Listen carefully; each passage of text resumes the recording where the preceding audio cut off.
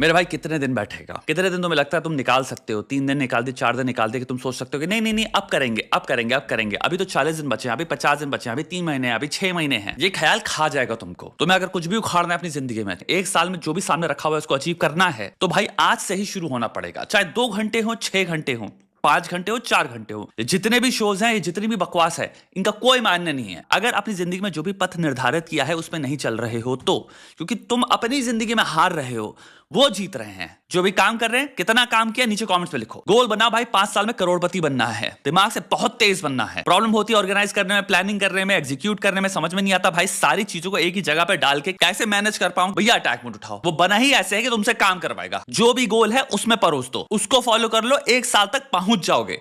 UG भाई को लगी चपत। भाई साहब 58 करोड़ 60 लाख की एलिमनी डिमांड करी है, जो इंटरनल न्यूज आ रही है मैम ने। ऑल्दो ये जोवेंद्र भाई अभी इसको केस को लड़ेंगे, बट जो मेरे लॉयर फ्रेंड्स हैं बताया एटलीस्ट 60 करोड़ तो देने ही पड़ेंगे। ऐसे मैंने पता नहीं कितनी रील्स देख ली हैं। एक रील में तुम्हारा 60 करोड़ साइट कर रहे हैं, एक में 50 समथिंग करोड़ साइट कर रहे हैं। और ये नैरेटिव इस वक्त सबसे पॉपुलर नैरेटिव है, आप देख रहे हो। आई एम प्रीटी श्योर आपने ये 58 करोड़ 50 करोड़ का नंबर सुना है। मीम पेजेस पे धुरंधर भैया ये रिपोर्ट किया जा रहा है, लोग कमेंट सेक्शन में मान के बैठे हैं, सब कुछ चल रहा है भयंकर लेवल पे। वो ऐसी न्यूज रिपोर्ट नहीं हुई है, मुझे पता भी नहीं इन्होंने अभी तक डिवोर्स एक्चुअल में फाइल किया है कि नहीं किया, किसी कोर्ट में फाइल किया कि ये भी कोई न्यूज नहीं है। इसको सिंपल 2 चीजों देख सकते हो, एक क्या होगा, दूसरा क्या हुआ है। क्या होगा को हम कहते हैं प्रिडिक्शन, एलिमनी देनी पड़ेगी इसको, मुझे लगता है इसे कहते हैं। प्रिडिक्शन वाला स्पेस ही होता है मुझे लगता है। क्या हुआ स्पेस में एक्चुअल में हमारे पास 0% इंफॉर्मेशन है। प्रॉब्लम यह है कि हम क्या हुआ अगर 0% है तो क्या हो सकता है को हम बना देते हैं क्या हुआ। ये बहुत डेंजरस चीज है क्योंकि दोनों कंप्लीटली डिफरेंट चीजें। एक है प्रिडिक्शन, आप प्रोफेसी कर रहे हो या प्रेडिक्ट कर रहे हो, आप रीजनिंग हो सकता है यूज कर रहे हो, आप हो सकता है प्रायर डेटा यूज कर रहे हो। डिवोर्स प्रोसीडिंग्स में एलिमनी के कितने केसेस में क्या क्या चलन है, जो भी चलन है उनको आप रख रहे हो फाउंडेशन, और उसके बेसिस पे इन्फर कर रहे हो कि क्या हो सकता है। खूबसूरत चीज क्या है, हो सकता है इनमें से काफी चीजें सही भी निकलें, कि हो सकता है भाई एलिमनी मांगी जाए। इस केस में क्लियरली उस लड़की की, जहां तक अगर सिंपल आप गूगल में टाइप करते हो तो 20 समथिंग करोड़ खुद की नेटवर्थ है। यूजी की तुम्हारी नेटवर्थ, मैंने जब गूगल किया, सिंपल एक गूगल सर्च से बता रहा हूं, हो सकता है कुछ भी एक्यूरेट ना हो, अराउंड 50 करोड़ तुम्हारी नेटवर्थ थी। तो पहला पर्सपेक्टिव आता है अगर एलिमनी और ये सब सिचुएशन होती भी है अगर डिवोर्स में, हो सकता है हम तक कभी वो इन्फॉर्मेशन ना पहुंचे, पहली चीज। दूसरी चीज, मे बी जो चोट लग रही है एक इंसान को वो फाइनेंशियल है ही नहीं, और हम सब क्योंकि हमारे पास पैसा नहीं है या फिर हमारे पास इतना कम पैसा है तो हम अपने खुद के पैसे ना होने के या फिर हमसे पैसा ले जाए कुछ, तो वो जो डर है और दर्द है उसको प्रोजेक्ट कर रहे हैं यूजी की जिंदगी में, जिसके पर्सपेक्टिव से हमें 0% इंफॉर्मेशन है कि इसको एक्चुअल में कोई फर्क पड़ेगा कि भी नहीं पड़ेगा। एक छोटा सा प्रिंसिपल है, तुम वो नहीं हो, वो तुम नहीं है। तुम्हें नहीं पता इतना पैसा होना कैसा होता है, अता पैसा होना कैसा फील होता है। एंडलेस रिसोर्सेज होते हैं, एंडलेस इन्वेस्टमेंट्स होते हैं। तो मैंने बहुत सारे बिजनेसेस कंकरेंटली सेटअप कर दी हैं, तुम्हारी पैसिव इनकम बहुत ज्यादा भयंकर बनती है उन बिजनेसेस की वजह से। तो मे भी तुम्हें फर्क नहीं पड़ता, कुछ करोड़ चले जाए, इधर हो जाए, ये हो जाए, वो हो जाए। मे भी तुम्हारा एक्चुअल दर्द है कि तुम्हारा ब्रेकअप हो गया, मे बी तुम्हारा एक्चुअल दर्द काफी डिफरेंट जगहों से आ रहा है, मे बी फाइनेंसिस से तुम्हें घंटा फर्क नहीं पड़ेगा। मैं यहाँ पे सिर्फ पर्सपेक्टिव दे रहा हूँ, हो सकता है पड़ेगा। याद रखना, इंसान का सबसे बड़ा डर अननोन है, और जब हमारे पास अननोन है एक इंसान के रिगार्डिंग जिसमें गॉसिप इन्वॉल्व है, तो वहां पे क्या होता है भाई, किसी का बायस है लेट्स जस्ट से बहुत स्ट्रॉन्ग धानश्री के प्रति, किसी का बायस है लेकिन बहुत स्ट्रॉन्ग यूजी के प्रति। जो धानश्री के प्रति बायस लेके बैठा है बहुत स्ट्रॉन्ग, तो उसका नैरेशन होगा जो नॉन धोखे लड़कियों को जो मिले हैं। जो यूजी की स्टोरी होगी उसमें होगा नॉन चोटें जो लड़कों को मिली हैं उसको लेके। जो कंफर्मेशन बायस पे खेल रहे हैं, नॉन नैरेटिव्स जो हम ऑलरेडी अलॉट कर चुके हैं या ऑलरेडी पॉपुलर हैं सेलिब्रिटीज के डिवोर्सेस में। अगर मेरा बायस मेल के प्रति है तो मैं वारी स्टोरी बताऊंगा, फीमेल के प्रति है तो मैं वारी स्टोरी बताऊंगा। जो सेडिज्म यानी कि दूसरों के दर्द में मजा ले रहा है, वो नैरेटिव फॉर्म करेगा, वो सिंप कहेगा इसके साथ तो होना ही होना चाहिए था। फिजिकल कैरेक्टरिस्टिक्स पे अटैक होंगे, साइकोलॉजिकल एस्पेक्ट पे अटैक होंगे, उसकी मैनहुड पे अटैक होंगे, मैस्कुलिनिटी पे अटैक होंगे। एक और नैरेटिव हो सकता है पेसिमिज्म का, एंटी मैरिज का। आजकल शादियां ही नहीं वर्क करने वाली, खतरे से भरा हुआ है भैया, कोई भी रिश्ता आजकल चलता नहीं है। जो भी लोग जिनकी इंक्लिनेशन फॉर एग्जांपल नेगेटिवली ज्यादा इंक्लाइंड है एंड्स को लेके कि चीजें खराब ही होंगी, कुछ भी अब सही नहीं रह गया है, एक पेसिमिस्टिक आउटलुक है, वो वाला एटीट्यूड जोड़ेंगे। एंड ये सब चीजें अनकॉन्शियसली हो रही हैं। लेट्स से कोई इंसान है जो कि मिसोजिनिस्टिक एटीट्यूड है उस इंसान का, मिसएंड्रिस्ट एटीट्यूड वाले ले आओ, ये दोनों भी ले आओ। मिसोजिनिस्टिक वाले का क्या होगा, वो इस आई डोंट नो में भरेगा कि भाई 100% औरत की ही गलती है, और उसको फिर वो जनरलाइज कर देगा कि औरतें ही ऐसे करती हैं, 100% इंसान ने चीट किया होगा, 100% इसको खा जाएगी वो। वापस जाते हैं, डिफरेंस समझो, क्या हुआ होगा में डिफरेंस है। हमारे पास क्या हुआ होगा पे अभी हम ऑपरेट कर रहे हैं, क्या हुआ तो फैक्ट्स है ना, उसके बेसिस पे अगर ये सब बातें बोल रहा हूं क्योंकि तुम्हें फैक्ट्स पता चल गए हैं, वो डिफरेंट कॉन्वर्सेशन है, उसकी बात नहीं कर रहा हूं मैं। जो मिसएंडरिस्ट होंगी वो हमेशा तुम्हारे मर्द ऐसे हो गए हैं आजकल, ये हो गए, तुम्हारे ये नैरेटिव चलने लग जाते हैं। जब इंसान के पास हल्का सा पैसा आ जाता है, एक नैरेटिव के अंदर हो सकता है 3-4 पर्सपेक्टिव्स हो, पेसिमिज्म भी हो, सेडिज्म हो, यानी कि भाई एक तरफ भाई वो मैरिज को भी गाली बक रहा है, लेकिन एक तरफ हो सकता है भाई इंसान इसी को गाली बक रहा है कि भाई लड़की की क्या गलती, यही तो था जो ऐसे पागल हो रहा था, तो भाई वो आदमी को ही गाली पकड़ पड़ा है। वहीं पे तुम्हें उसके ऊपर दूसरा कमेंट दिखेगा जहां पे इंसान आदमी से सिंपैथाइज कर रहा है। आपको इससे दूरी में ही एक चीज क्या दिखती है, नैरेटिव कंस्ट्रक्शन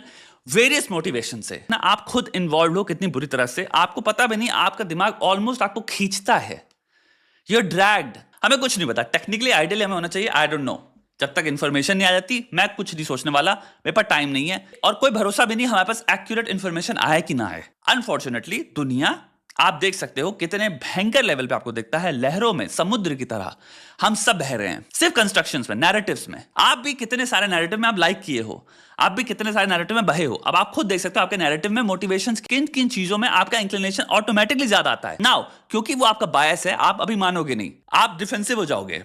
अगर आपका बायस आपके सामने रख दिया जाए ना, आप पता नहीं क्यों ऑटोमेटिकली उसको डिफेंड करने लग जाओगे, जबकि आपसे पूछा भी नहीं गया है। हम तो बस बता रहे हैं कि आपका इधर एक तरफ बायस है, and biases are normal, it's okay, सबके बायसेस होते हैं, इसमें कोई बुराई नहीं है। हो सकता है आपका एक पॉइंट ऑफ व्यू हो, बिकॉज ऑफ पर्सनालिटी इंक्लिनेशन हो सकती है, या फिर एविडेंस बेस में आपकी रीजनिंग से आपको ज्यादा वो पसंद आई है चीज। Certainty is comfortable, knowledge is comfortable, unknown, and उसके पीछे एवोल्यूशनरी रीजन हो सकते हैं कि अननोन वाज वेरी स्कैरी, हमें पता ना होना was scary to our lifes. So information fills that gap and gives us a story जिसके साथ हम एटलीस्ट थोड़े से कंफर्टेबल हो सकते हैं। We are like, okay, now I at least know. So maybe हम झूठी कहानी भी ले लें, हम माइंड नहीं करते। मोस्ट लाइफ स्टोरीज में जितने लोगों के बारे में आप बात कर रहे हो, आपको एक्चुअल में पीछे का या फिर प्रॉपर डेटा पता ही नहीं होता, और जहां पे भी इंसान ने खुद से आकर आपको रेलेवेंट इन्फॉर्मेशन प्रोवाइड नहीं करी है, वहां पे आपको होना चाहिए आई डोंट नो, बट हम कुछ ना कुछ नैरेटिव घुसा ही देंगे बेस्ड ऑन, अगेन जो मैंने बात किया, मल्टीपल तुम्हारा जो भी पर्सपेक्टिव है या फिर तुम्हारा जो भी बायस है, तुम उसके अकॉर्डिंग ही सोचोगे। वैसा ही होगा कि इतना ईजी है कि प्रिडिक्ट कोई भी इंसान कर पाए कि ये इस चीज में क्या बोलेगा। That's how predictable it becomes. और ऐसा नहीं भाई इसकी प्रिडिक्टिव वैल्यू हो सकता है हाई ना हो सकता है आपका प्रिडिक्शन एक्चुअली बहुत एक्यूरेट हो, that's what I'm saying, maybe, but इन सबको हाइपोथेसिस समझो। ये मत बोला करो कि ये हुआ, हम हाइपोथेसिस को हाइपोथेसिस की तरह नहीं देख पाते। Try to understand, predicting things is not a bad thing. Trying to figure out something or solve something is not a bad thing, but try to understand ये हम theories posit कर रहे हैं। 5 थ्योरीज है हमारे पास। अगर ये सिंपल डिस्टिंक्शन अपने दिमाग में तुम मेक कर सकते हो, तुम काफी आगे आ जाओगे, बिकॉज उस दिन के बाद से तुम चीजों को भावनात्मक रूप से और अपने आप को जोड़ने से दूर हो जाओगे, क्योंकि तुम्हारा स्टैंड या तुम्हारा स्टैंड यही रहेगा कि भाई एक्चुअल इन्फॉर्मेशन हमें कुछ नहीं पता, बट क्या हो सकता है, मे बी ये हुआ हो, मुझे जहां तक लगता है ये हुआ हो सकता है, probably this happened, but I don't know. This is the best place where you can be. आप इंडक्टिव रीजनिंग भी कर रहे हो, बट आप रिकॉग्नाइज भी करते हो कि हमारे पास डेटा नहीं है, और डेटा बहुत इंपॉर्टेंट है। स्पिरिचुअलिटी के पॉइंट ऑफ व्यू से एक छोटी सी बात बताने वाला हूं। तुम्हें सत्य क्या है नहीं पता। जो भी इंसान ये कह रहा है कि मुझे सत्य की प्राप्ति है, सत्य की मोनोपोली है मेरे पास, हो सकता है उससे ज्यादा भ्रमित कोई इंसान दुनिया में ना हो। सत्य को पाने की कोशिश में जो है वो है जो सही काम कर रहा है। तो एक बड़े से बड़ा थिंकर सत्य की प्राप्ति की कोशिश में होता है, तो तुम्हें जो बता रहे हैं वो है the best theory I can come up with, which is very also congruent with how the scientific method work. Empirical sciences वो कहते हैं कि ये चीज अभी तक हम पता कर पाए हैं। 10,000 लोगों को हमने 30 साल तक उनकी बैठ के एक लॉन्जिट्यूडनल स्टडी करी, जिसके बेसिस पे हमने भाई हिप बैंड उनके लगाए और हमने देखा कितना मूवमेंट कर रहे हैं, उसके बेसिस पे मोर्टेलिटी हमने स्टडी करी। ये एम्पेरिकल डेटा हुआ, ठीक है। साइंस में ही हम मोर्टेलिटी का डेटा स्टडी कर रहे हैं कि कितने इंसान ने कितना मूव किया, कैसा लाइफस्टाइल था उसका, जिसने एक्सरसाइज करी उसकी लाइफस्टाइल कितना बढ़िया रहा, जिसने सिर्फ बैठा रहा 8 घंटे उसका लाइफस्टाइल कैसा रहा। ये एम्पेरिकल डेटा है। एम्पेरिकल डेटा भी ये नहीं कहता कि भाई यही सत्य है, वो कहता है कि ये हम पा पाए हैं जो कि सबसे क्लोज टू सत्य में भी रिफ्लेक्ट कर रहा है इस वक्त। This is also subject to change by the way, and that is how you should be approaching सत्य, कि हम कोशिश में हैं सत्य को इतने आसानी से ना देखो इसलिए जीवन में कि वो ऐसे मिल गया। मुझे पता है ये जो बहुत डरावना थॉट है, मुझे पता है तुम हर चीज में 25 चीजें हैं जो तुम्हें नहीं पता। जितनी चीजें अगर वो खुलती चली जाएंगी नॉलेज के द्वार या सिंपल पैकेट्स, तो पता चलेगा जो तुम सोच के बैठे थे वो अब और कॉम्प्लेक्स हो गया और वो गलत है। अब तुम्हें अपने पूरे स्कीमा को जो भी बनाए थे उसको अब थोड़ा सा ब्रॉड करना पड़ेगा। तो असिमिलेशन एंड अकोमोडेशन, जिसको प्रोसेस में तुम्हारे कॉग्निटिव साइंस में होता है कि तुम्हें अपने स्कीमा के साथ ये खेल खेलना पड़ेगा। इसको सिंपल वे में देखोगे तो वो ये है कि भाई अपना रिश्ता एक सत्य शब्द से थोड़ा सा चेंज करो।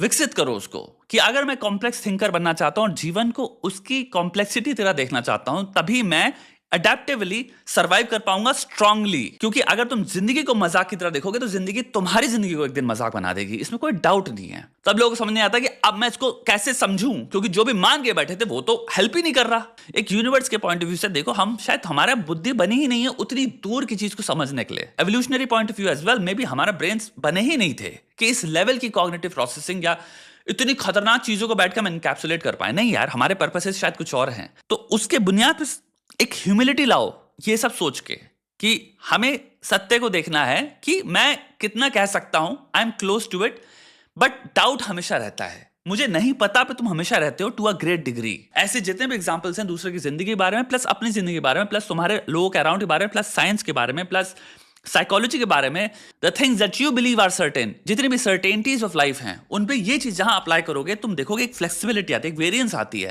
देन जब चीजें नहीं वर्कआउट करती तो तुम इसलिए घबरा नहीं जाते हो, टूट नहीं जाते हो, क्योंकि तुमने हमेशा कॉम्प्लेक्सिटी लिया है।